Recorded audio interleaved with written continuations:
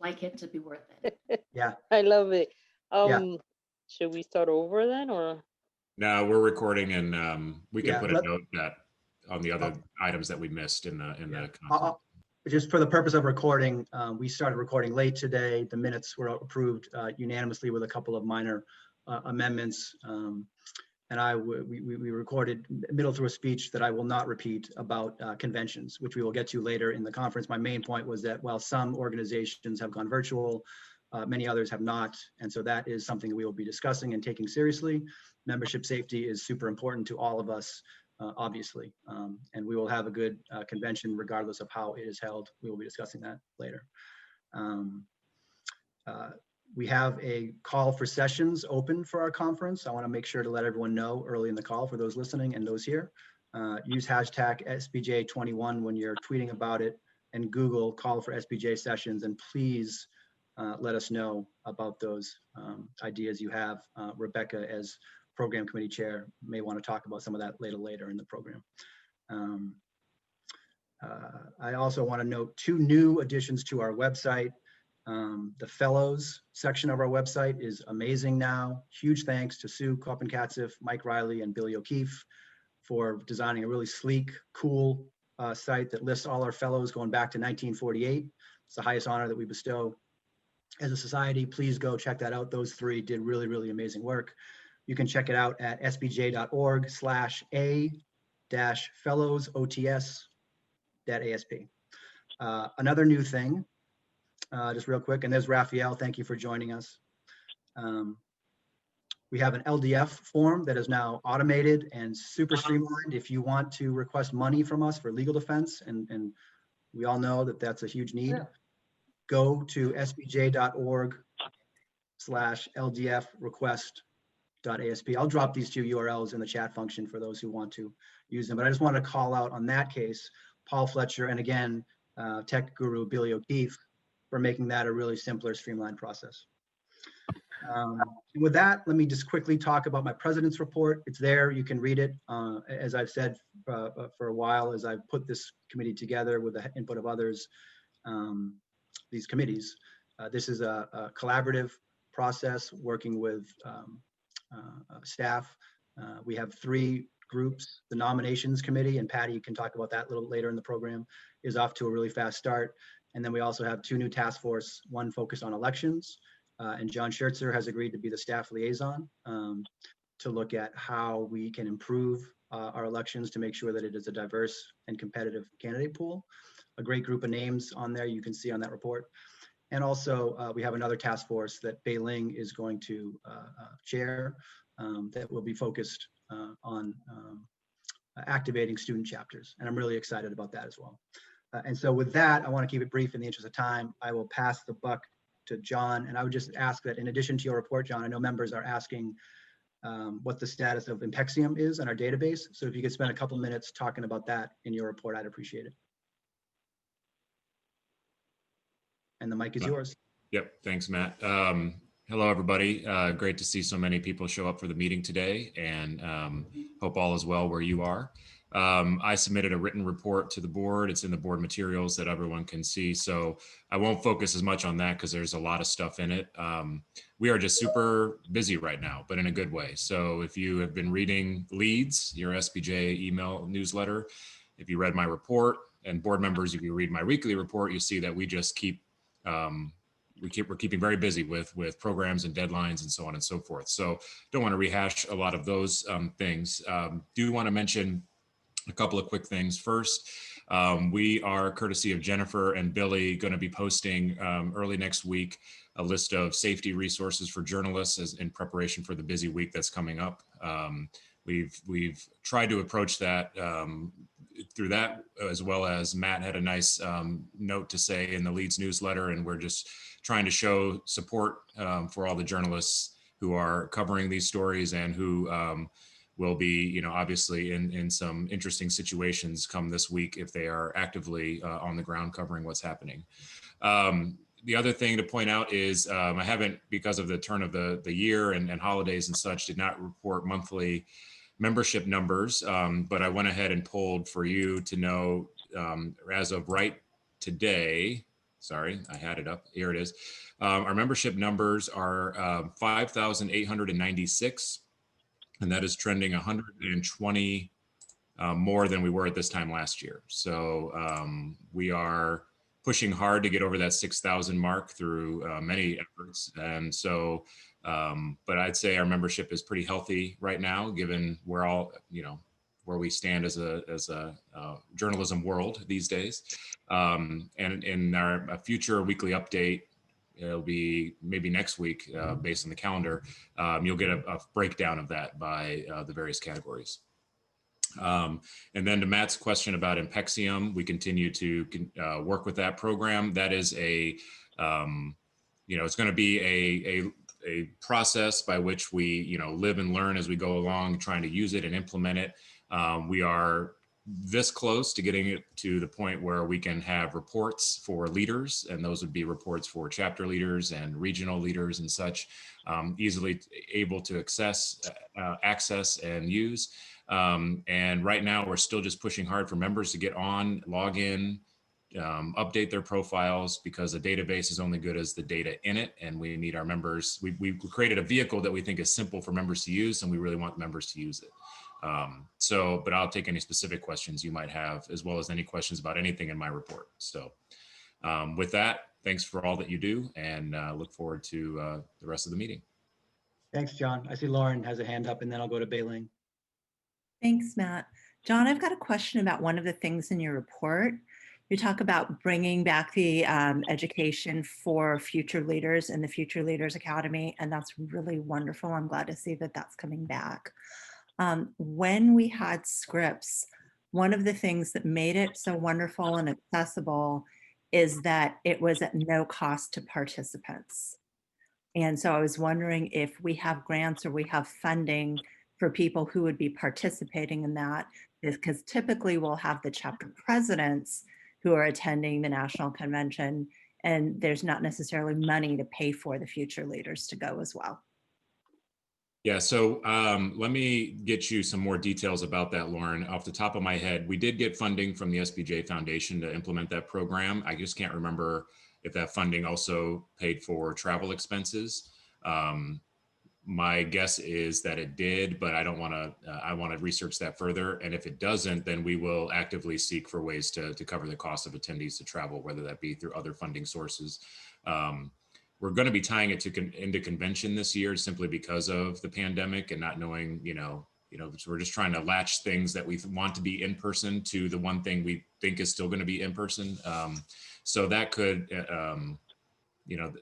let me just get back to you on more details about that. That would be great. Thanks, John. Thanks for the question, Lauren. Bailing. Thank you. I have two questions related to membership. The first one was about the Student Trustee Council, which I went and looked at the application, and it said that the applicants had to be student members of SPJ.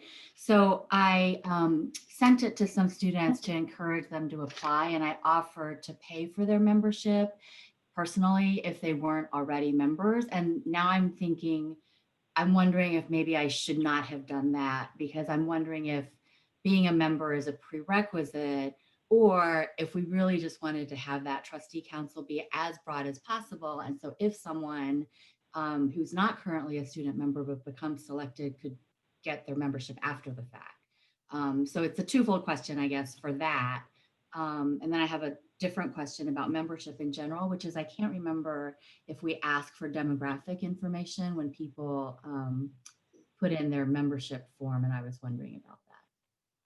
So the answer your first question on the Student Trustee Council, given it's a new initiative, we're going to be open this year. So I would say that we just want people as they're serving to be members. So I would suggest that if you have people interested in it who aren't currently members but would become in order to do this, then that's fine. And that is completely acceptable. As far as demographic information, gosh, that's something I should have off the top of my head. I don't recall what exactly we request in the new member form. And I can look into that. But I'm pretty sure we do request some of that information there. I just don't know exactly what it is we ask for. Yeah, and to answer your point, Bailing, I'm not sure that we do that, but I think we should have asked HQ to look both into that and to asking for pronouns just to show that SPJ is a welcoming place and takes that seriously. So the beautiful part of this new database is that it allows us, as John could tell you, the ability to make some new fields and make some requests. And those are two important ones, I think. Thanks for those questions. Any other board members have questions? Seeing none, thanks, John. And one thing I meant to announce, I'll use the moment to do it now really quickly, is we extended our MOE, our campus journalism contest. The deadline is now next Tuesday. And so I would encourage academics, others, students to apply, or encourage others to apply. And you can find out about that on our website as well. With that, why don't we— Quick question, by next please. Tuesday, do you mean the second, wait, we're on the 16th. Do you mean the 19th or the 26th? The 19th. The 19th. Okay, just wanted to be clear. Thank you for specifying that. Rebecca? Mhm. How many people have submitted anything for the awards so far? We hit the 2,000 entry mark just yesterday. Last year, I believe we totaled right at 3,000. So we're looking for 1,000 more entries, which is not unheard of. Most of them do come in on the day or two before the deadline. So. Yeah, but that's a good point. Thank you for bringing that up, Rebecca. I think if we can all promote that very well on social and our real IRL channels, that would go a long way. Okay, with that, I'm going to go to a public comment period. Any members of the public, just raise a hand and I can call on you sequentially. I see April's hand go up first. April.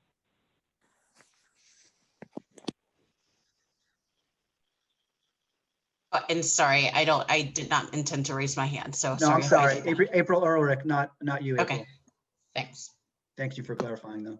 And it sounds like you're muted, April. While April's figuring that out, is there anyone else who would like to speak? Jennifer? I was just looking through the bylaws committee report, and I just wanted to, I guess I'll talk to Bob Becker about this offline, but I just think that if we're having special election, if we're having appointed positions like president or vice president, in the case of someone stepping down or not moving into the position, I don't understand why in this day and age we can't just have a special election, especially since these are done online. And I think that should be the case for any elected position that needs to be filled, like, for example, the regional coordinator positions that are coming up today. So I just wanted to, ahead of talking about the bylaws committee report, if we can maybe put a proposal, I'll be happy to do that, but put another option of, instead of changing the bylaws to have someone appointed, but to change the bylaws to have a special election. Jennifer, great point. I'll turn the floor to you, Bob, briefly, but I would also say that we have an elections task force, and that sounds like a question that could be handled at that level. Narissa Young is the chair. She chaired our sponsorship task force, so she is able to tackle many things diplomatically and well and fairly. So I think that that would fall under the purview of that task force. But Bob, do you want to quickly respond? Yeah, in terms of the officer positions, those are one-year positions. So if you have a vacancy in the middle of the year, to organize an election to fill 6 months of a term or 4 months of a term is really kind of awkward. So having the board make an appointment to fill out the rest of the term probably is it brings in, probably will bring in people who have experience and the qualifications quickly. And B, avoid having to mobilize the whole membership. As for the other positions, the RC positions, those are 2-year positions. The appointment is only for the remainder of the first year. Then the second year of the term, if there is one, if it hasn't, if the person disappears in the first year of the term, then the appointment only gets to the next convention and then there's an election. If the person disappears in the second year of the term, you have the same issue of there are only 2 months left. So this is the way we have done it in the past, and I think there's merit to continuing to do that. I am certainly happy to consider having a special election, but I think the logistics of doing that is an issue that we really need to consider carefully. Thanks, Bob. And thanks for the suggestion, Jennifer. I do think Narissa can tackle that appropriately. And just for the record, because we'll be doing this later in the meeting, and then I'll turn to you, Rebecca, both the Region 1 and Region 7 appointments would be for to fill this year, and then there would be elections at the next meeting to fill that seat. Rebecca. For the individuals who speak and don't have their video up, can you tell us your name? Like right now, the individual who spoke, your name is not there. So, because I do take notes, that would really be helpful. Thank you. I know it was April, but I don't know April who. Thank you. We'll get April in a second. Yeah, and if so, Jennifer, do you want to take a minute just to introduce yourself? Well, my name's up there, but Jennifer Ellis, Region 12 coordinator. Thank you, Jennifer. I appreciate that. And April, we'll go.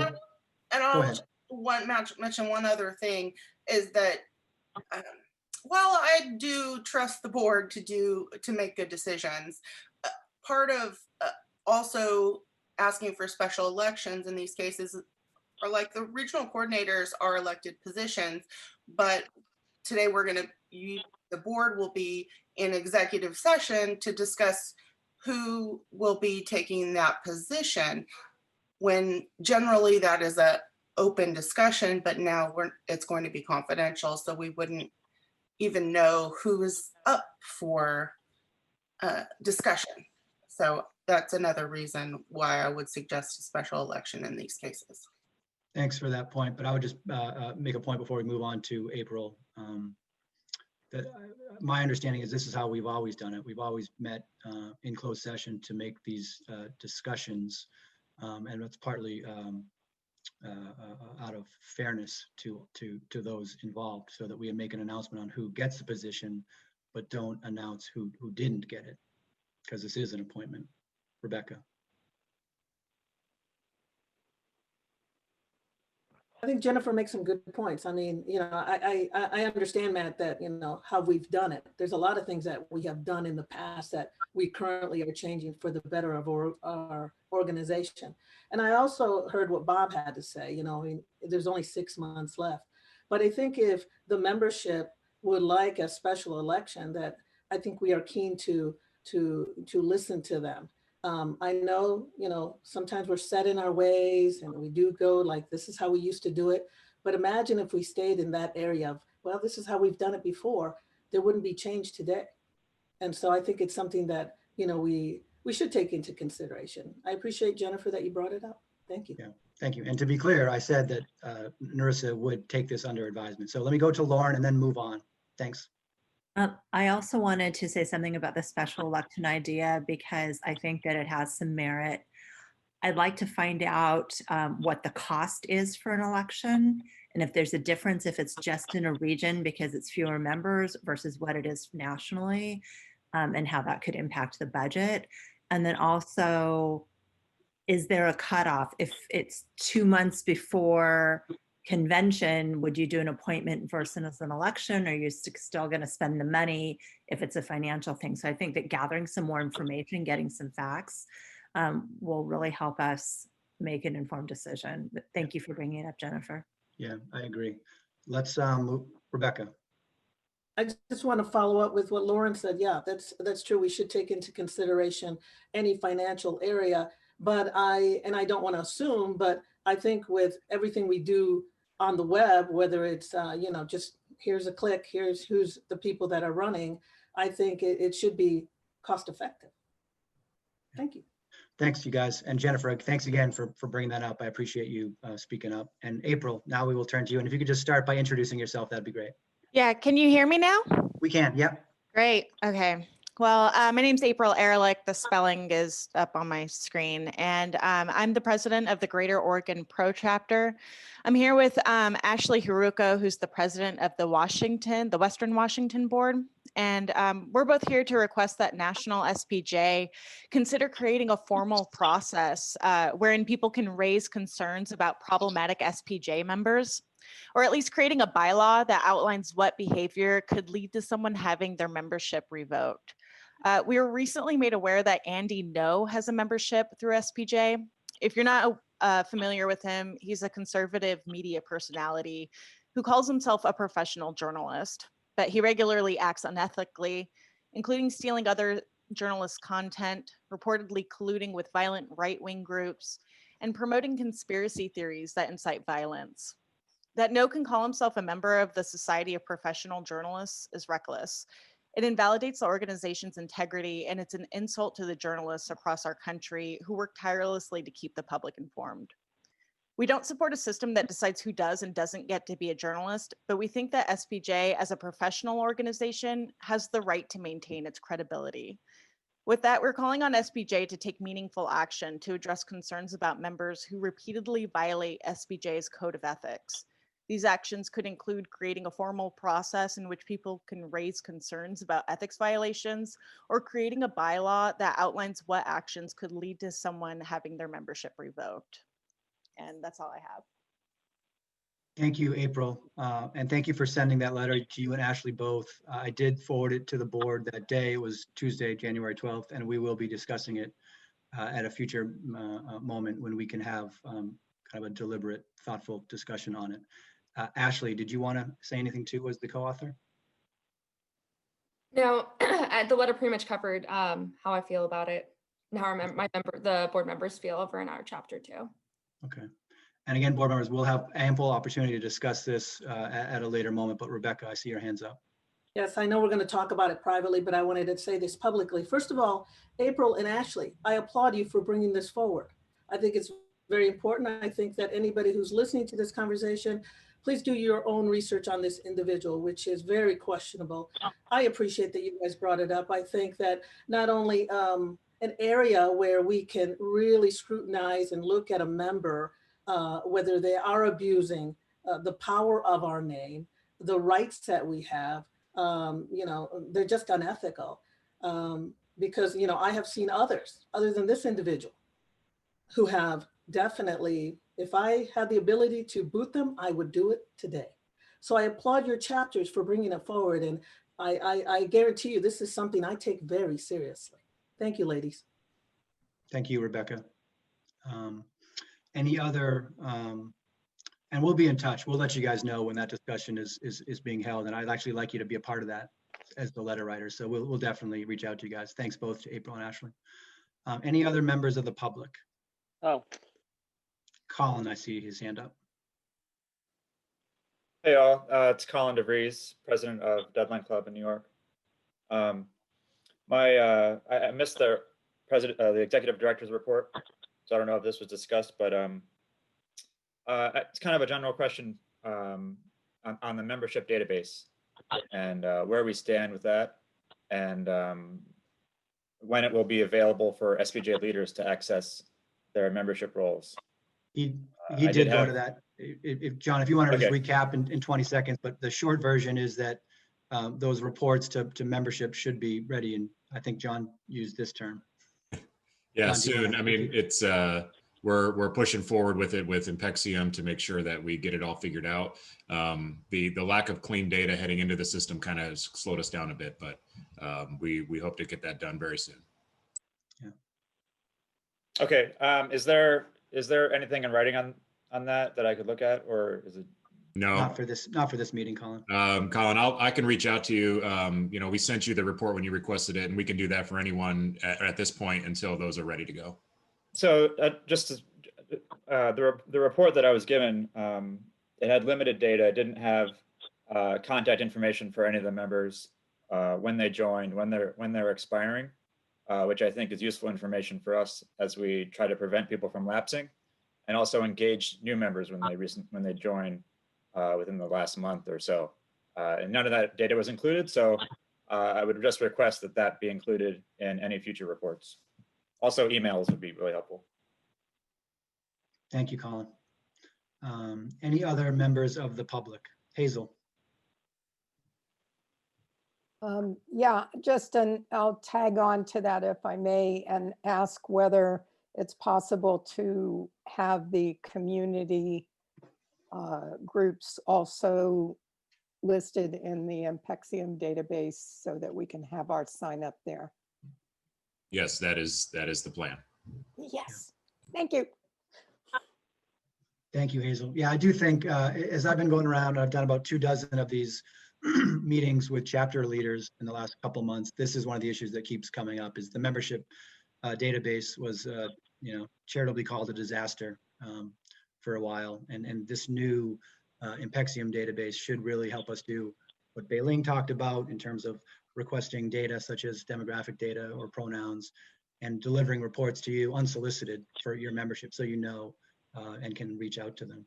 So thank you both, Hazel and Colin, for continuing to hold us accountable for that. Any other public members? I see Yvette, you had a hand up. Did you want to say something? Yes, I just wanted to thank April and Ashley for bringing up wanting to set up a special committee for problematic members. I think every organization should have that, so that when things like this come up, it's not by surprise to us all, if you will, and not just by surprise, but now we have to scramble to make sure we deal with this. So we have a special committee that can actually take the time to just focus on that and then bring a report to us, and then we as a whole within the organization then discuss it and make a decision, I think will be great. I wanted to thank them for that because it is needed. Yeah. Thank you for saying that, Yvette. And that was going to be my suggestion when we tackle that down the road. And you might have just talked yourself into a committee chair. Let's see. And you'd be great at it. So, okay. Thanks again, everyone. Any other members of the public want to say anything before we move into closed session to discuss 2 appointments? Seeing none, I would entertain a motion to go into executive session. And everyone on the call, you can expect, John, would it be an email from us to let us know when we're out of closed session so they can log back on? Right. By the timing marks on our agenda, we expect to be done around 1 o'clock. So you can certainly log back in and you'll just be back in the waiting room. But I'll also send an email with notice about when the board will resume public session immediately after we close executive session. Okay. Thank you very much. And for those who don't log on, we'll also get the information on our appointments out publicly via email or social, so that it is known. With that, I would entertain a motion. Lauren, I'm hoping that's what you're doing. That's exactly. No, I'm setting a what I'm doing. motion. Oh, Okay. However you want to do it. We can be the mover or the second. I don't care. Yvette with the motion, Lauren with the second. All those in favor say aye. Aye. Any opposed or abstentions? Seeing none, I thank members of the public, especially those who spoke today, and we will let you know when we're out of closed session. Thank you very much.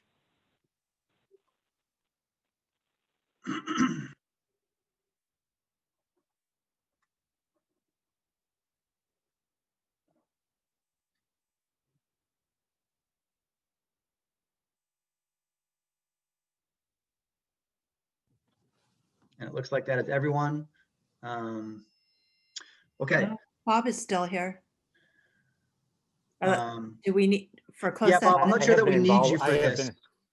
I'm not sure that we need you Okay, for if this, you don't Bob. want me here, I will leave. Actually, but if you want me... actually, before Bob leaves, I had a question for. I didn't want to ask this publicly. I probably could have, but Bob probably has a quick answer for this.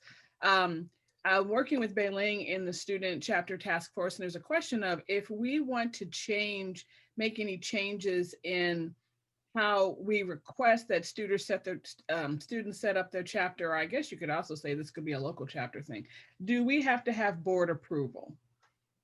So as far as policy or guidelines into setting up or even maintaining student chapters in particular, but maybe even local chapters, is that a bylaw? Is that a board approval thing? Most of that, I would think, is policy, and isn't there a handbook on how to set up a chapter? John? There is, but we're having discussions on potential changes? And if we do that, would we have to have board approval? You know, I haven't looked at the policies to see if there are any actual policies. If there are policies you want to change that are already in place, then yes, you would need board approval. If you're just rewriting the manual, I don't think that may never have even been considered directly by the board. It may have been something that was drafted. Like for example, right now, I believe we say that we have to have a 10 student minimum. And we're talking about how that's a hardship for some chapters. And should we, you know, we're just having these conversations and conversations. I think the board did vote on that. I think there's a policy on that. So I think it does require a vote. I would expect it would get unanimous support, but I think it needs a vote. I think one of the things you may need to consider, though, is the 10 student minimum and the 10 member minimum for a chapter. You know, it seems like there's a workload to running a chapter. And I think there's a sort of a minimum critical mass that you may want to keep. And so that there are enough people to do the work that needs to be done. There is a possibility, you know, if there are two universities in one close together, to have a joint chapter. That's allowed. Yeah. So if you're having a problem with finding enough students at one place. Just to put a pin on this thing, this is a conversation we can have in open session. I don't think we should have it in closed session. Okay, I wasn't sure of how you felt about it, so that's fine. Yeah, no, but I would say this. O&A says you're going to have a chapter with 2 students. I personally would support that. You guys come back to the board asking for 2 students. You have 1 vote here. I do think that the board should be involved. You know what I mean? If there is a policy, but we can look and see. So I need to know, the reason we need to know, and the whole number of members thing is being robustly discussed in the task force. Great. So we don't necessarily need to do it here because a lot of it has to do with campus requirements besides the SPJ ones. So what we really need to know is whether the board has to do a vote, because that drives the timeline on when we can do our deliverables.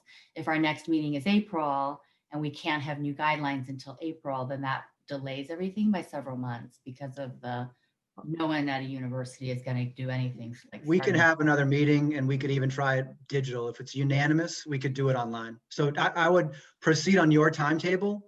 And if the board needs to get involved earlier, I will make that happen. Great. That's what we need now. Thank you. Thank you, Matt. Sure. If I am leaving before I come back, I will look at the bylaw that defines campus chapters and see if there's anything in there that might be a problem for you. Thank you. Because I don't keep all of that junk in my head. You don't? No, I don't. Or at least sometimes I have to jettison some of it. See you all later. Thank you, Bob. I appreciate it. To regions 1 and 7, and I would entertain a motion. Lauren. Matt, I have 2 motions to bring forward. The first motion is I move that we appoint Chris Vaccaro as Regional Coordinator for Region 1. I'll second that.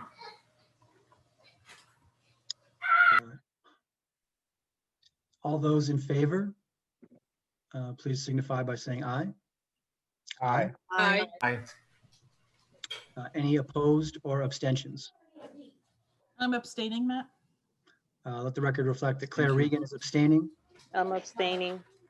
and Yvette is abstaining. I'm abstaining as well. Bailing Shaw. Bailing Shaw is abstaining. Motion carries unanimously with 3 abstentions. Lauren, do you have another motion?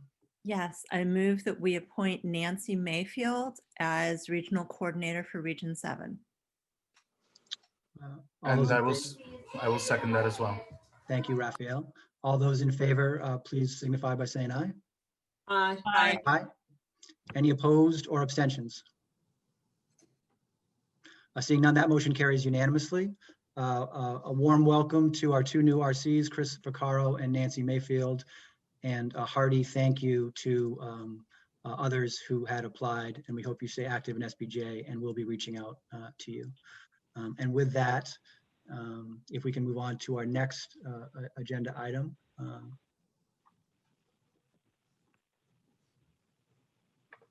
A convention update from John Schertzer. who's going to be talking a little bit about the 21 convention in New Orleans, the 22 convention in DC, which we are excited to announce will be with partners CMA and ACP, and 23 convention site possibilities. So John, please take it away. Thanks, Matt.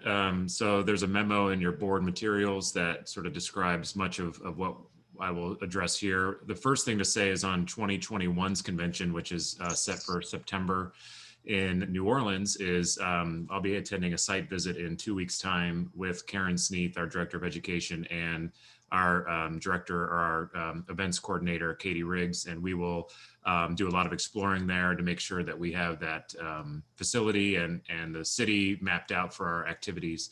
The convention program committee has met once and will continue to do their work to try to develop the actual content for the event. And we are just plugging ahead with 2021. On 2022, as Matt referenced, we've been in talks with CMA and ACP to join with them for 2022 in Washington, DC. I suggest and recommend we do that. What would be required is essentially what I'm asking the board today to do is basically pass a motion that directs staff to explore or to pursue a MOU with those organizations towards the joint convention. We don't have anything in writing to approve yet, and that would have to come probably at the April meeting. But if you at least want me to pursue, and what you're saying there then is basically that we'll stop looking for another place for 2022. Instead, we'll divert all efforts to finalizing the agreement with ACP and CMA. I think it's a great move. The hotel is a fantastic facility for us. It is an odd weekend for us in that it is going to be late October in an election year. So that's something we'll have to work through and work with. But I feel like the benefits outweigh that one, potential challenge. So I'll leave it at that with 2022. And then 2023, I'll just mention that we have a few things to consider. You don't have to make a decision today on 2023. Our events coordinator, Katie Riggs, would like us to make a decision soon so that she feels can breathe a little easier as far as worry that hotels and properties will really start to jam up with availability once we get through the pandemic, because all these delayed events and canceled events will start to be pushed. And so we'll run out of opportunities. For right now, we have opportunities on the table in DC and in Phoenix, Arizona. And then we have not talked with CMA or ACP about it, but they are meeting their convention. If we wanted to do a 2-year MOU with them, it would be in Atlanta, close to the same weekend that it will be in 2022. So those would be a few options. So I guess today I would be curious to know the board's direction or what the prevailing sort of sentiment is so that we can work smartly on what we do with 2023. Thanks, John. And for those who don't know the alphabet soup of ACP and CMA, it's the Associated Collegiate Press and the College Media Association. This is something, as president, I have been, it's top priority of mine, is working with college journalists, getting them more active in SPJ, building bridges and amplifying their voices and strengthening SPJ with that connectivity. I'm very excited about this opportunity. We get back to DC where we couldn't get last year. It doesn't conflict with the Jewish calendar, which obviously is important to me and my family personally. And I think it's really, really exciting. So I guess this board discussion should focus on 3 issues. One is, I don't know if this is so much a discussion point or a point of conversation, but as I said at the outset, safety of our members is super important. But I am not inclined to make a decision today on virtual or not virtual for September. I think we have some time, and we should maybe look at a March timeframe to come back and revisit that discussion. And that before we do that, and this is important, we should poll our membership and see where our membership stands. So I don't think we need to do that today. So much will change in the next month, but that's front of mind and a high priority. So I think the decision for us today is, do we recommend an MOU with ACP and CMA? That's a lot of alphabet right there.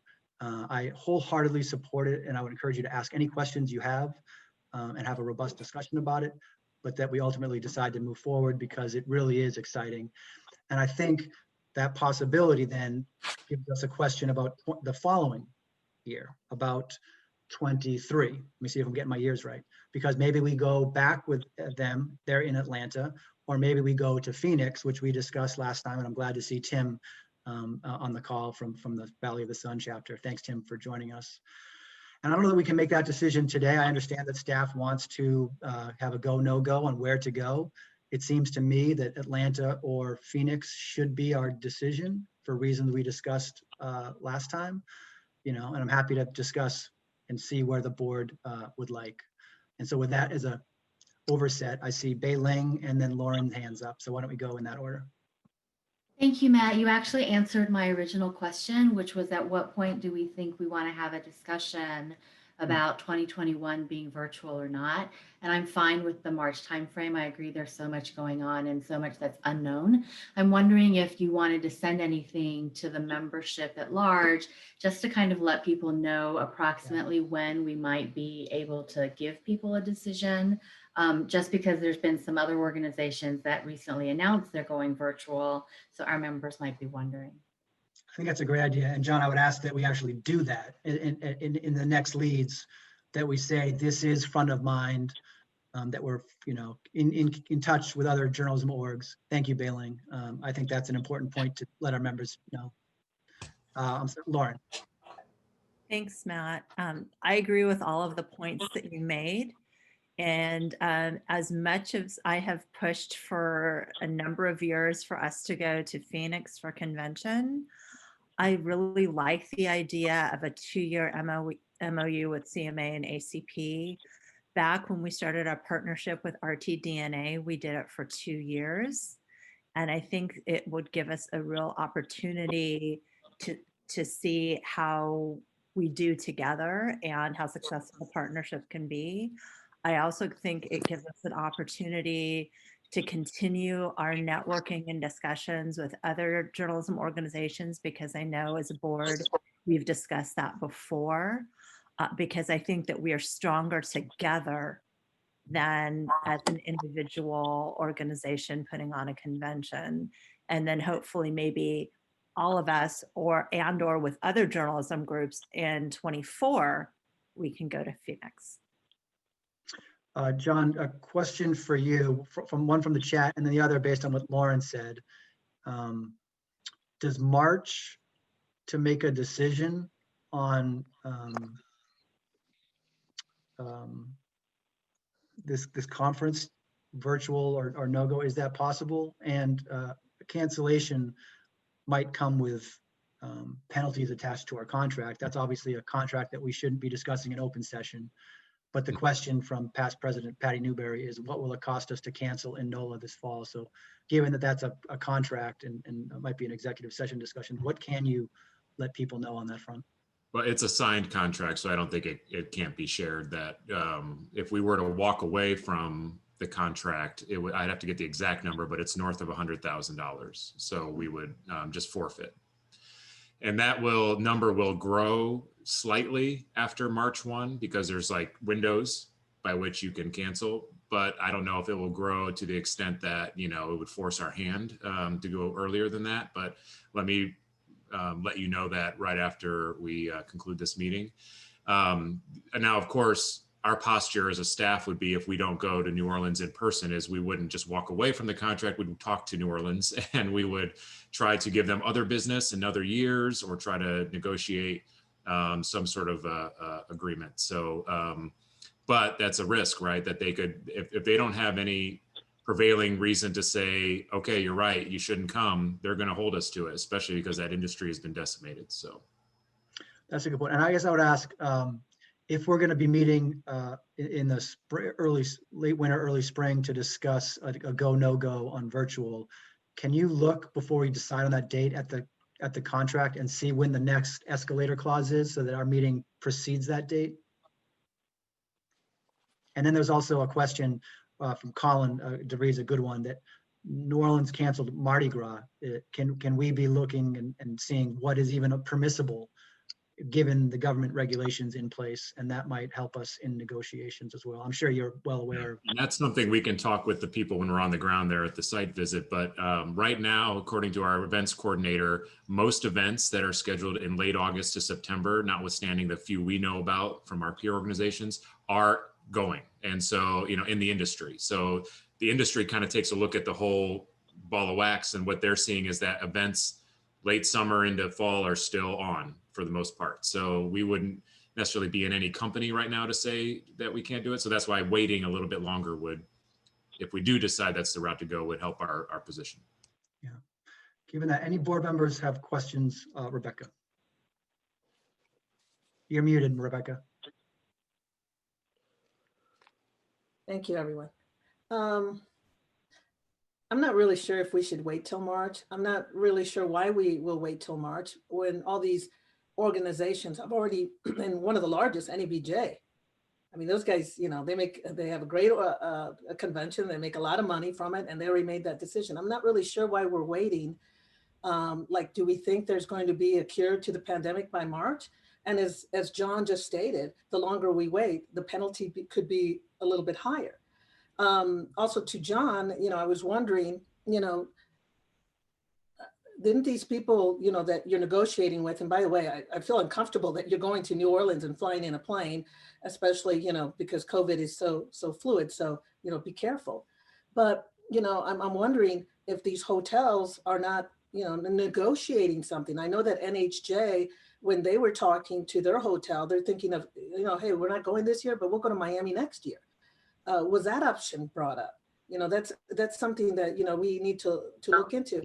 While I want to see all of you and hug on all of you and be there, as someone who is in those groups that, is highly an area where I could get COVID, Latina, 62 years old. I love to hug on you guys. Love to be there. Love to be in those panels with you. But I am concerned because, I've seen polls on Facebook from journalism groups. Would you go to a conference face-to-face? Some people said, nope, not unless everybody's vaccinated. And so do we have the right to ask people, are you vaccinated or not? My concern is also, if we have this conference because we just really want to be together, and believe me, I mean, I really want to see you guys. I fear that someone would get ill, and then are we liable for their medical bills, or, God forbid they pass away. So there's, while this pandemic is so unpredictable every day, I think we have to, think hard, think realistically. As a journalist, I always have a plan B. And, I've seen those people on ventilators. I've seen that. It's ugly. And so while I think that, as journalists, we want to meet, I really think that we should have a decision much earlier than March. Because also as the head of your convention programming committee, I have reached out to some very well-known journalists out there. I won't name names, but one of them who I approached of a possible super session, he told me, my company won't let me travel. I can't even do speaking engagements. I know some companies have emailed their people saying, nope, you can't go to any conventions. And if you do, you come back for a 14-day quarantine and we're not paying for it. So I think we could make it easy on ourselves. Again, I'd love to see you guys face to face, have a few drinks at the bar. But I think our safety, especially now when we report on it, and as a journalist myself, we have to think hard on this. We really, really do. And I just keep asking myself, what are those other organizations, those journalism organizations, what do they get right now that they're going virtual and we don't? I love the wishful thinking. I love that we want to get together. But I want to make sure all of you guys survive, not just me, all of you. Thank you. Thank you, Rebecca. Great point. And I just dropped in the chat kind of what I had said verbally at the outset for those who missed it, that it's true, NICAR, NAHJ, and NABJ have announced that they're going virtual in March, July, and August, respectively, that NAJA, RTDNA, and JAWS are still planning in-person conferences the same month that we are, and IRE, AAJA, ONA, and NG, JLA have made no decision.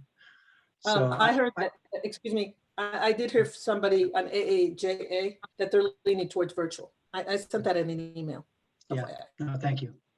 formally no decision made yet. So, I think, I do think that this is a matter that we need to take seriously. I think that if, delaying 6 weeks, the programming committee, which I'm very glad that Rebecca got launched this week, well, either way, this conference is going to be great. The next meeting for that committee is mid-February, I think, Rebecca, is that right? So. Yes, it's in mid-February, and just to all the membership here, aside from, get your ideas in for panels because the deadline is February 12th. One of the things that I emphasize with the committee is that we have to think virtual. And as a journalist, I always think plan B.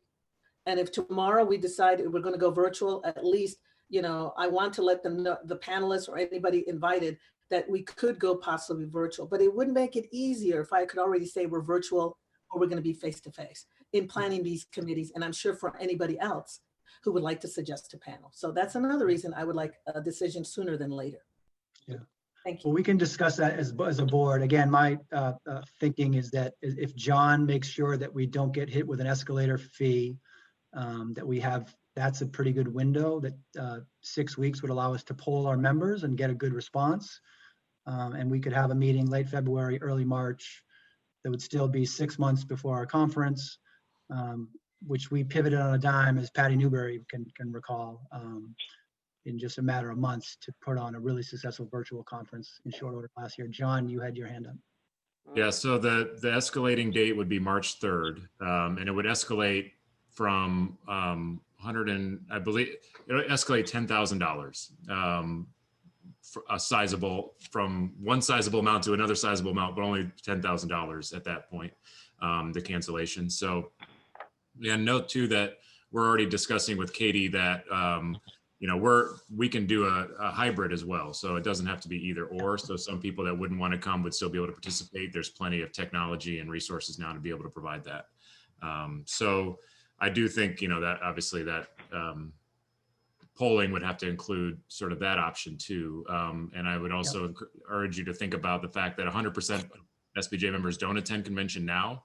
So the questions would have to be like, were you likely to attend or not already?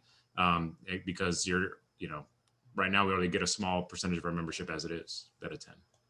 Can I jump in real quick, Matt? I'm sorry. Just going off of what John said right there. The beauty about the virtual one last year, there were people that came even from different parts of the country that had never gone to our conferences, and they loved it, that they were there involved in a great convention. So that's the upside about having virtual, is that people who have never gone to convention because they can't travel or they're not allowed to, the odds are they're going to go because, we're going to offer up something great on virtual too.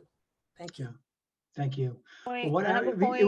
It would be my suggestion that we meet in late February to make a decision, and that we use that time ahead of that meeting to poll our members and first of all, to make sure that the poll accomplishes what we want and ask questions in a way that will elicit answers. I saw Yvette Walker Yes. and then Yvette Davila Richards. I know, Yvette, you've got to go to work soon. So go ahead. I reserve mine to after you. Thank you. Thank you. I appreciate that. Yes, because I do have to leave soon. I just had a question. So is the convention not even trying to negotiate because of COVID? I mean, you're saying March 3rd will go up by another 10 grand. What's the COVID situation like? Not discussed to have it be a possibility where things could change? I mean, I find it a little astounding that we're going to be hit with such a large fee, considering that most hotels, most convention centers have been negotiating and have left that loophole open to get business, right? Because at the end of the day, they do want money, but the fact that they're penalizing us at such a great extent leaves me with a bad taste in my mouth as to how that's being processed. And I know this is business and it boils down to financial stability for them, but I just had that doubt. Also, for my perspective, I prefer it were to be virtual. Not everyone's going to be vaccinated. We've seen how that's going so far. So we need to make sure of that. I'm leery of the possibility of someone getting COVID and also holding us accountable, or if someone were to pass because of that. Those are my concerns, just to the point that Rebecca made earlier. But That's what I wanted to say. Thank you. Thank you, Yvette. Very, very valuable points. And I would say, John, correct me if I'm wrong, but it's a pre-COVID contract. Correct. And I was reading the numbers right off the contract. We will negotiate. I mean, we will talk to them, and I'm not trying to paint them as evil.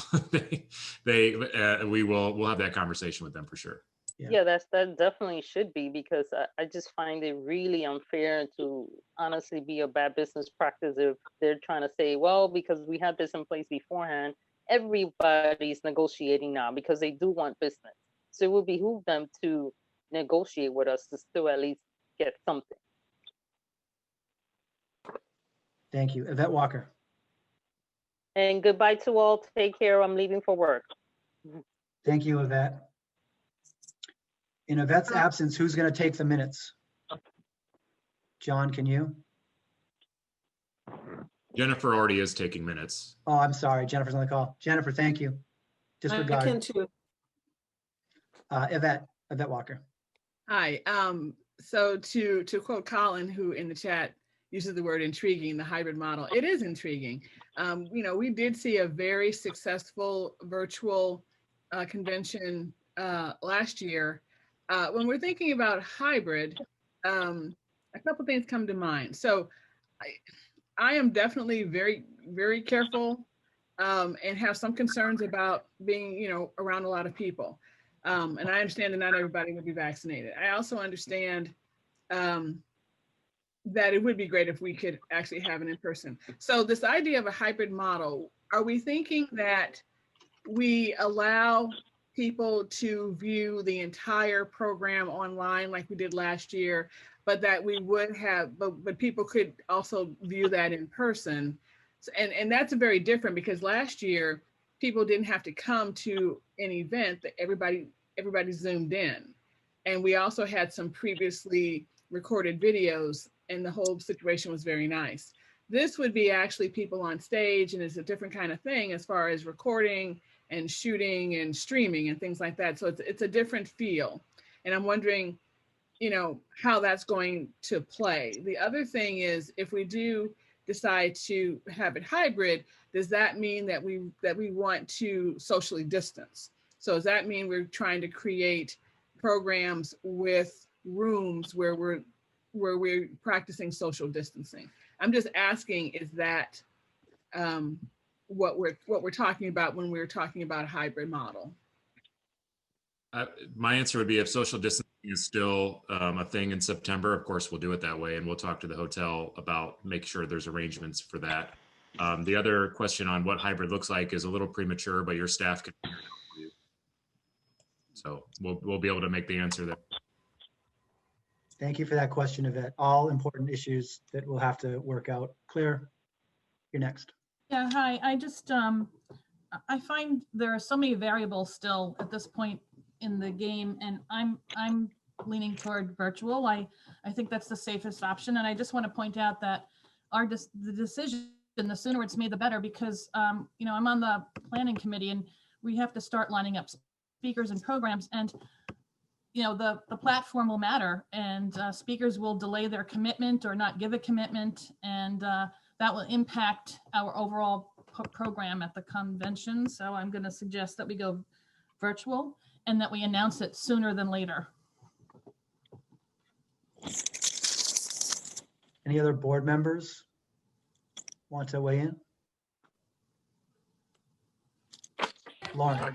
I just want to agree with Claire and Rebecca. I think that I just agree. Just go virtual, be done with it. I did have a question earlier when we're talking about a $10,000 increase in the cost. Is that like are we talking about real money, or are we talking about like an opportunity cost where it's not really a check that we write to them or something? Is this we're going to tell our members it's $10,000 more because we waited too long to cancel? No, that refers to a hotel contract will charge you a percentage of the room block if you cancel the event at a certain point. And then so it's real money. There's escalation throughout up closer to it, right? So and then you get to some point where you're going to lose no matter when you cancel. So, yeah, real money. It's real dollars that we would lose. Well, I just I'm increasingly uncomfortable with waiting a significant amount of time to tell our members how much money we're giving up by just delaying. I think the sooner the better on the decision. I do understand, however, you're talking about the escalation point being a little bit later, so whether we make the decision now or February 1st might not make a difference. I do think it makes a difference in a lot of other things, if not that. I'm going to go to Lauren, but I would also just make the point financially, and again, happy to do whatever the board decides, that 6 figures, $100,000 is a tenth of our budget. That puts us underwater for the year. And if we make a decision without going and negotiating with the company first, I think that would make us poor fiscal stewards of SPJ's money. That honestly, there's no real rush. I think our members understand that we're taking seriously if we send them a note and come back in very short order. The programming committee, the call for sessions is open through mid-February. So we're not even gonna be talking about potential speakers until after that. I think there's a very real financial issue here, and we need to be good stewards of SPJ's money. Lauren, and then Rebecca. Thanks, Matt. The health and safety of our members and our staff is my top priority. I don't want anybody to get sick, but I also don't want us to be hasty. I think that Matt brought up a very good point. We have a fiscal and financial responsibility, and I think we need to get a little bit more information. And I think having a meeting in mid-February gives us the time to do everything we need to do. It gives us a chance to poll our members. It gives us a chance to get just a glimpse, and I understand it'll only be a glimpse, and then to the new presidential administration and how the vaccines will be administered. It gives John an opportunity to research what kind of negotiations we could have with the hotel about a contract that was signed in pre-COVID times. And we pivoted much later because the pandemic started much later last year. So I firmly believe that we can have a successful convention, whether it's in person, hybrid, or totally virtual, if we make a decision in another month. So I would strongly encourage us to do that so that we can get all the information we need, if necessary, get input from our attorneys. But I think we need to be really reasonable and look at all of our responsibilities before taking any action. Thank you, Lauren. Rebecca. The number one responsibility for us, I know money matters. And as the next person that's going to be president of this organization, I definitely do not want to go into that leadership position knowing that we are, there's a deficit in money. But I also don't want blood on my hands. I want to make sure, because some of our membership, they're over 60. That's another group. And so again, I keep thinking, what do these other organizations have that, what are they thinking that we just don't get? They also were losing money on their hotels. And they're also increase in penalties. But what I'm just saying is I think there's a lot of wishful thinking here, and we can lay it all on the budget. But in the end, if we have a conference, and again, I don't want to be Debbie Downer, but I'm just being realistic here. It would be so much easier to just start now planning for a virtual one and have a fantastic one, and then look forward to 2022 and we're all together and we're, at that hotel, because that is my biggest worry. I'd love to worry about the deficit of the SPJ money, and we have a responsibility. I know that. But I have a responsibility as a leader of this organization to make sure our members are protected, whether they're over 60, whether they're people of color, whether they have underlying conditions. And again, I don't know if you guys have ever been next to a person on a ventilator. It is hurtful, you guys. I mean, you can't imagine. You can't imagine. And I can't imagine seeing one of our members there and say, well, they had a good time at your convention in New Orleans, now what? So please look beyond our finances. I understand it's important. Don't think that I'm not someone that doesn't care about our finances. I do. But I care about your life more. That's And that's why I think we should go virtual. And that's why I think we should make a decision, sooner than March. Thank you. Thank you, Rebecca. I propose this in the interest of time. Obviously, this is, I think we can all agree that public safety is our #1 priority. Full stop, end of story, sure thing. But I also think that there are issues that delaying a month doesn't cause any issues. So if you want to have a vote on going virtual today, I'm happy to do that. I would vote against it. And what I would offer instead is this, kind of in line with what was said here and in a suggestion from Patty, so that we're doing this in the chat, Patty Newberry, so that we're doing this kind of all in order, that we meet in mid-February, and that before that we poll our membership. John negotiates with the hotel.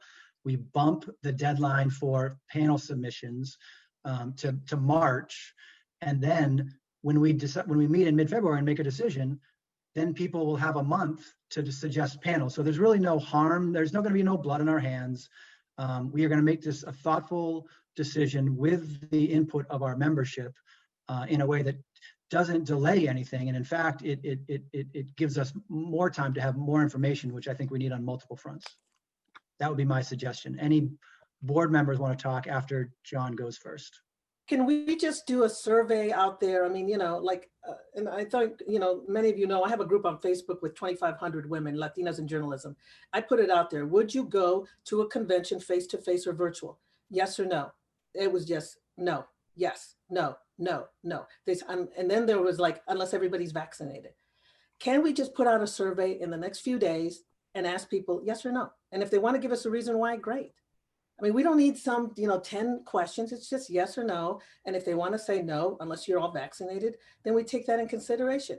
I think, let's do it. Let's put it out there as soon as possible. I mean, if anybody knows a deadline, it's me.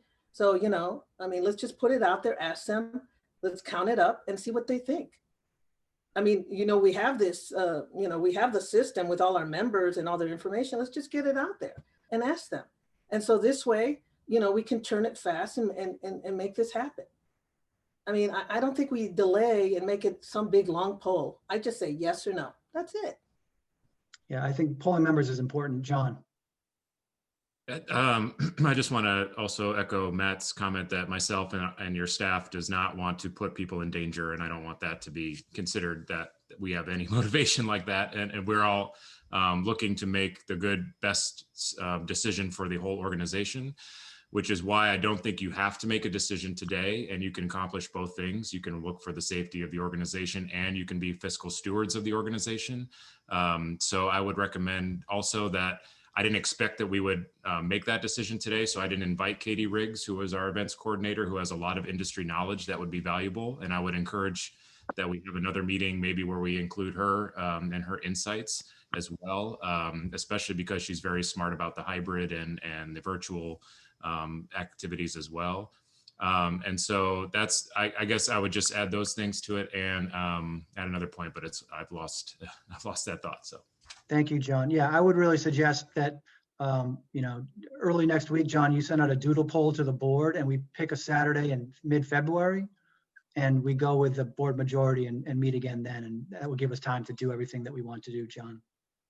Yeah, and I thought my other point. So last year we we made the decision to go virtual in May. We negotiated with the hotel through end of May and we pulled off a successful event in September. So I do also want to indicate that we don't want to do that again per se, give us a couple more months than that, but we also don't, you can run through your program submission period. Those folks will still want to present, even if we invite them to do it virtually instead of in person. Same with our super session speakers. We found that we just went right back to the well for those individuals. So we don't have to throw out everything we're doing and not adapt. We're a nimble staff now, 2024 says to be. We will make it work. You can have faith in that. So I guess I would do this in the interest of time. If someone wants to make a motion to go virtual, happy to entertain it. I would vote against it, given the plan that we just kind of mapped out, and that we move to discussing the DC possibility the following year. Does anyone want to make a motion about going virtual this year? I do not, Matt. Okay. Thank you, Raphael. And Rebecca, your point's well taken. but I think we can accomplish everything we need in very short order. So thank you for making those points. On the DC front, do I have a motion to, as John suggested, enter into an MOU with the two groups? Lauren? I'm going to make this motion, but I may amend it after the discussion to include 2 years. But at this point, I move that we enter into an MOU with CMA and ACP for our convention in 2022 in Washington, DC. I second that. Thank you. And I would actually suggest, since we're going to be meeting in mid-February, that John comes back to us with 2 plans for I'm going to get my dates wrong, 2023, either Phoenix or Atlanta with our organization, and that we invite Katie, and that we invite maybe someone from ACP, and we certainly invite, is Tim still on the call? Yes, there's Tim. And that we involve Tim in this discussion because we need the local chapter in Phoenix. And I would also suggest that we involve the local Georgia chapter president. Haston, you're on the call. Who's president of the Georgia chapter now? You're muted. Just drop it in the chat if you would, in the interest of time. Okay. Thank you. So that said, Lauren, to your point, do I have a second on Lauren's motion to draft an MOU for consideration for next year? Yvette Walker I did just second. did that. Thank you, Yvette. I missed it. I appreciate it. All those in favor, please say aye. Aye. Any opposed or abstentions? Seeing none, I'm very proud to announce that that motion carries unanimously. Good luck with that, John. I'm very, very excited about that conference. It's going to be amazing. And if you would, please involve Tim and Katie and the Georgia rep over the next month and come back to us whenever we set the date so we can talk about both virtual go, no go, and then what we do in the 2 years following that. That would be great. Lauren. And John, could you also, I know last time you provided some contract information for executive session that gave us some numbers to help us think things through. If we could get that as well this time around, just so we have a fuller picture. Sure. Thank you. And just to set people's expectations, it sounds like the question about virtual conference would be fully in public session, but that the discussion about 23 would be in closed session because we're talking about some privileged things. So I just It would be wanted both. 2023 would be partially open, partially closed. fair. I just want to set that expectation. Okay. Any other comments on conventions? Bailing. Yes. For 2023, you named a bunch of places, and I just wanted to say that we should also put New Orleans because there's the possibility that Thank you. if it goes virtual, that would be a place. Thank you. That is very smart. Please do that, John. Thanks, Bailing. Anything else on conventions? Seeing none, let's move to a request from John about the SDX Awards in June. So you have in your board packet a memo about this as well. The particular details can be hammered out. Essentially, what we're wanting from the board today is your blessing to move the SDX Awards banquet to be a virtual event this year. And all the context is in that memo, as well as the fact that we did it virtually last year as well. I felt that was successful, but given that that event happens actually, or typically happens in June, which is sooner than September, it feels prudent to do that today as quickly as possible so that we can begin planning it out. Any questions on that? We just hashed out the whole notion of virtual or not. So I think the June timeframe makes a lot of sense to me for reasons already stated that we do virtual. Lauren. I support virtual, but I've got a couple questions, John. First, I noticed the date was picked in May rather than in June. And does that give the staff and everybody who would be involved enough time to put together the event? Second question is, I see that it's on a Thursday. And I would really like it to be on a day where people can participate more. And I'd really prefer to see it on a Saturday. And also wanted to know if we could do it on Zoom, which we did, I believe, for the MOE, so that people who are on can live chat and have some level of connectedness rather than doing it as a YouTube video.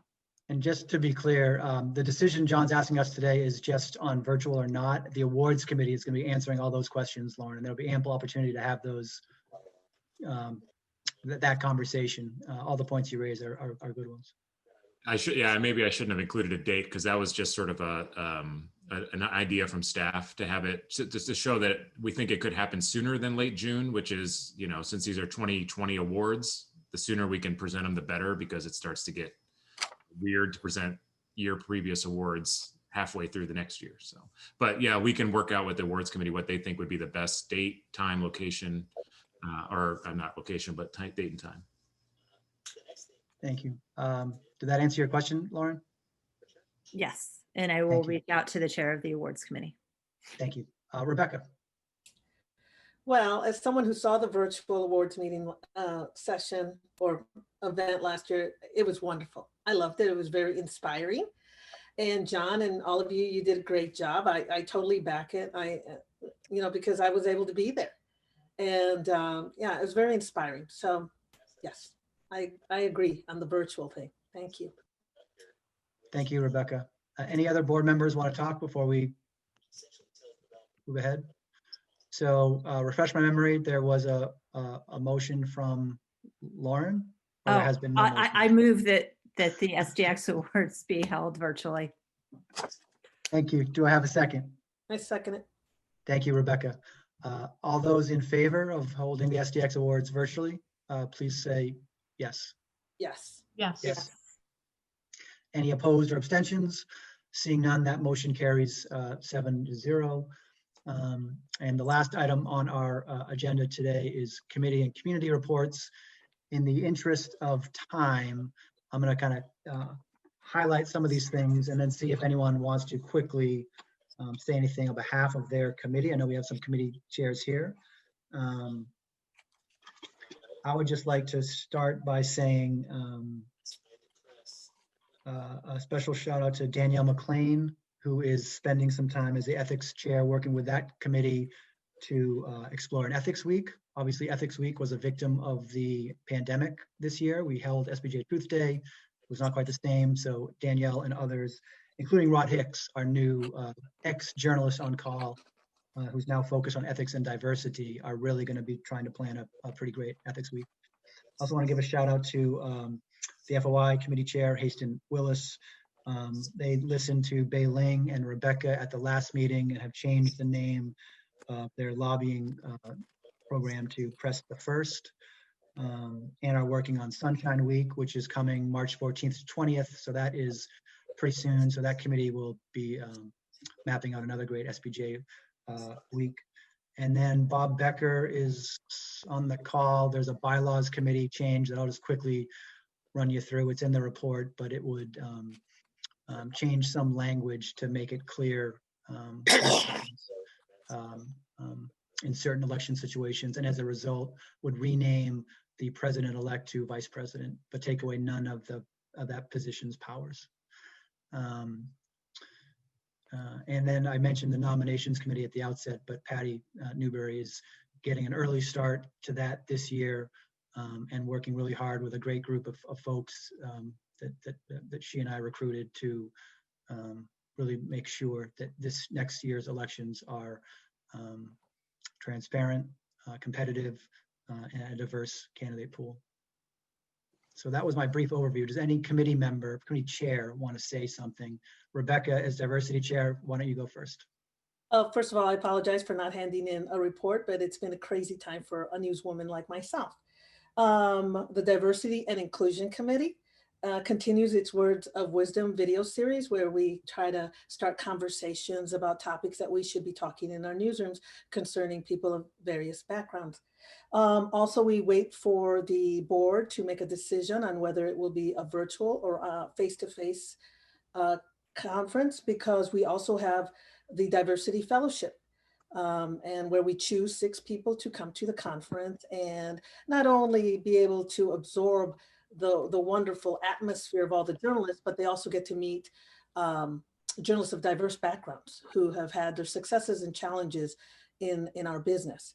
And we've also discussed that if it does go virtual, we'll try to figure out a way to do it virtually. We had to cancel it in 2020 because everything happened so quickly, so we didn't have one. But I will tell you, in 2019, it was a great success. We had 22 applicants, outstanding people, and we had to choose 6, and they're all involved with SPJ now. So they're great ambassadors for us. So my hope is if we go virtual that we can switch this fellowship into a virtual one too. So that's the update. Thank you. Thank you, Rebecca. I'm really excited to hear that that fellow program is going to be here one way or the other this year. That Rebecca has done some really amazing things with that program particularly, and it was a pleasure to meet the fellows. I guess it was 2 years ago now, a really amazing group of people that importantly, we are now not just saying hi to at the convention, but we're really weaving them through the work that we do and putting them on committees and making them do, asking them to help us and amplify the work and the voices that they have. Thank you very much, Rebecca. Bob, you had a hand up. Yes, thanks, Matt. These amendments that we've proposed in my report are things we actually proposed last year, and because the convention was virtual, we said they aren't important enough to waste or spend time on. There were other issues that were more important, so we just set them aside, so they're back. But just to update you, 2 weeks from today, the Bylaws Committee is meeting with the leaders of the 3 active communities to discuss how we would bring communities into governance of SPJ the way chapters are. And we are going to talk to them and try to figure out how to amend the bylaws so that communities have delegates, communities have a say in the way this organization operates as the chapters do. So that's just a heads up. It will be a Zoom meeting. If anybody wants to attend that meeting, let me know, and I will make sure they get a link to it. It's and because we are open, we never have closed meetings really. So that's just an update for now. And if we're going to do something on the communities, we will bring you a full report at the April meeting or before the April meeting. Thank you, Bob. Quick question. I would like to be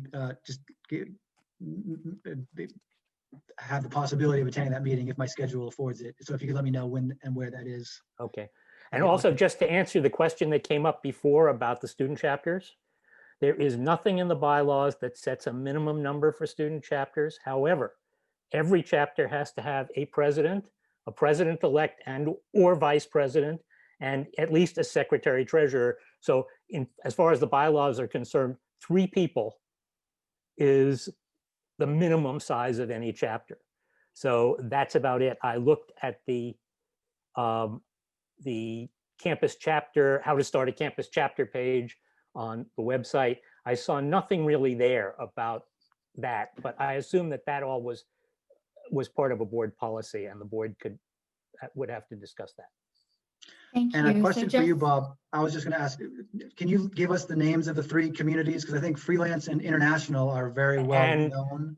Yeah, the community journalism community, which is very small, that Al Cross started a few years ago.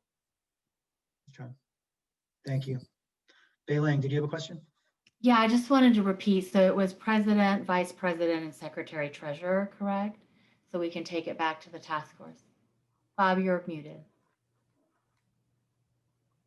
Sorry. Yeah, in terms of a chapter, that is the minimum. There are 3 officers at least. Thank you. And to be clear, that was in the bylaws, you said? That's in the bylaws. Thank you. Claire and then Yvette Walker. Yeah, no, I am curious about the guidelines for student chapters, and I'm looking at it online right now, and it does say 10. At least 10 students expressing a serious interest in journalism are required to start a campus chapter. It does say that about under who can form a chapter. Yeah, and but that's also, it's the same for both professional and student, I believe. That's just been an administrative thing that has been there forever. Okay, yeah, since 2011 at least. It looks like that's the last time that was updated. Yeah, I'm really hoping that Beiling's committee reduces that number by quite a bit. Yeah, so just If I could just to share out really briefly, the task force did meet last week and we have another meeting coming up Monday and another meeting the first week in February.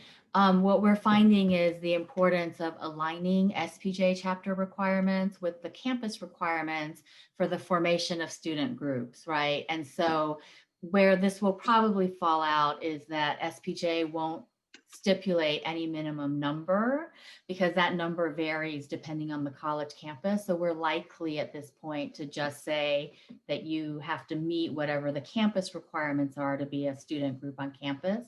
And I'll make sure that those 3 particular offices are called out in the guidelines, which would anyway reflect the campus expectations as well. So that's just a report for now in terms of where it's going. Thank you, Bailing. I misspoke in one respect. The bylaws say that the minimum starting for a professional chapter is 20 people. But nothing is stated in But the nothing, bylaws nothing about as to students. the campus chapters. And I think that's because of having to deal with each institution's own requirements. Right. It was done to be flexible for that.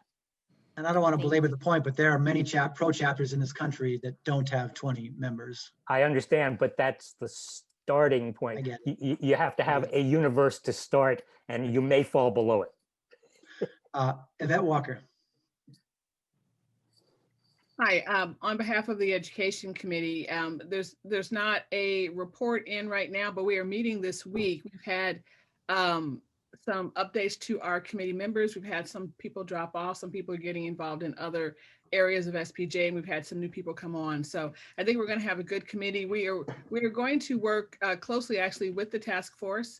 I'm on Bailing's task force. We are very the Education Committee in the past has been working on a list of chapters at HBCUs and minority colleges and universities. And so I think it will definitely look at what the task force is doing and see however, whatever role we fit into that.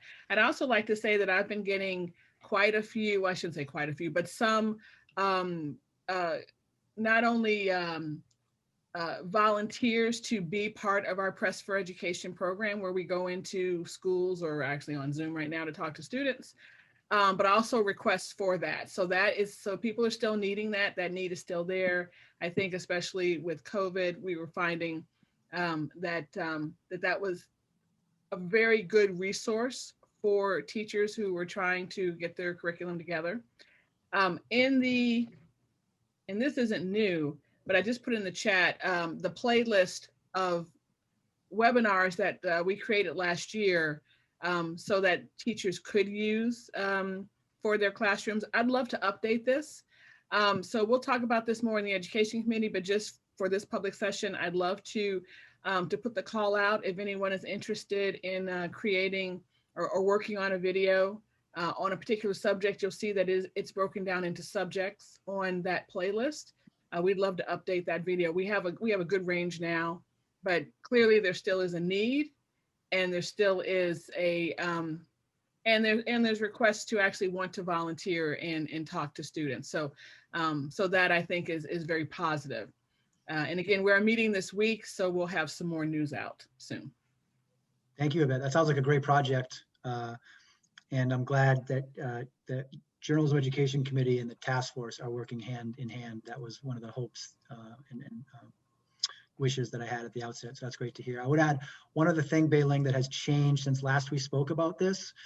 Yesterday, I met with the Oklahoma chapter and SPJ member Lindsay Crable-Burton made a really good point that in addition to looking to HBCUs and HSIs, that we should look to Indigenous serving colleges. And she actually sent me a handful of names that I will send you for your consideration. That would be great. The sub task force, whatever it's called, to develop that list is being led by Jerry, and that's the group that meets on Tuesday. Perfect. Or Monday. I'll get that to him this weekend and you. Thank you. And I'll send it to you too as well, Yvette, as the JED chair. Two other things I just want to say. I neglected to say that the Ethics Committee got an offer from a student group and a professor to go and look at our ethics code and basically fix the dead links. So that is a cool project that may get underway. The Ethics Committee is talking about that now. Very, very important. And lastly, I would be remiss, Dan Kabisky with the international community asked me to share that on February 2nd at 6 p.m. Eastern, this is a pretty great discussion on addressing race and racism in the newsroom with an interesting panel, an editor from New Zealand and the editor from the Kansas City Star, who you will, probably most of you will have known by now and seen their late December front page apology for decades of neglect and I think it was disenfranchising, ignoring, and scorning the Black community in Kansas City. It's a really powerful piece of journalism. So Dan is going to bring those two editors together to talk about that, and I encourage you all to listen in on that if you're able. Just message Dan and go to the international community for more details. And with that, seeing no other comments on Can I committee say one more reports, thing? Rebecca, please. I just wanted to say, since the last board meeting, I wanted to congratulate the new board members for SPJ Los Angeles and the re-elected ones, and also the New England chapter, and to any other chapters, if you didn't let me know. And I welcome any chapters. If you want me to stop by your meetings, feel free to email me and I'll stop by. Thank you. Thank you. Yeah, that's great. I'm glad to hear you say that. This is the Florida chapter called it Chat with Matt. I think I've got about 24, so I'm nearly halfway through meeting with every chapter, and it's been amazing to see and hear from journalists at the chapter level, the work they're doing, the problems they have. It's inspirational. It's amazing. Colin, I agree. That international community sounds pretty good. Okay, with that, we are going to go, we're going to adjourn and go into a team building retreat just for the board. So I will thank all members of the public for being here. And I look forward to working with you guys on the conventions issues specifically as we power through on that over the next month. Thank you very much. Motion to adjourn? Please, I do I have a second? All those in favor, say aye. Aye. Aye. Thanks, everybody. I think we're going to adjourn ahead. Thank you, guys. Sounds like it was unanimous.